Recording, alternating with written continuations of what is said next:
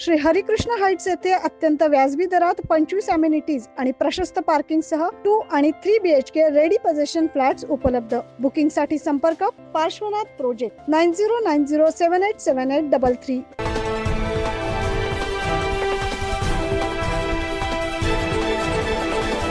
पालकमंत्री दादा भुसे यांनी आज पाणी टंचाई संदर्भात महत्त्वाची बैठक घेतली।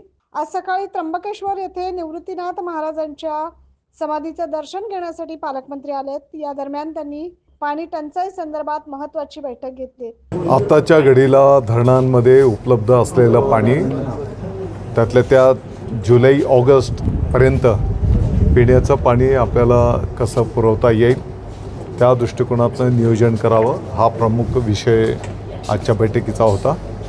आणि त्याप्रमाणे पाटबंधारे विभाग असेल, पाणीपुरवठा डिपार्टमेंट असेल, त्या सर्वांनी एकमेकांशी समन्वय साधून त्याचं नियोजन करण्याचा निर्णय झालेला आहे।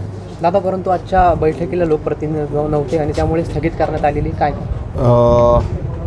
ही जी बैठक यापूर्वी 2 वेळेस पुढे ढकललेली होती आणि आज जी मागची आपली DPDCची बैठक झाली त्यावेळेस असा निर्णय झाला होता की पर्टिक्युलर MSEB वीज आणि पाणीपुरवठा याचं स्वतंत्र आढावा बैठक घ्यावी असं त्या DPDCमध्ये निर्णय झालेला होता आणि म्हणून आजची ही बैठक लावलेली होती।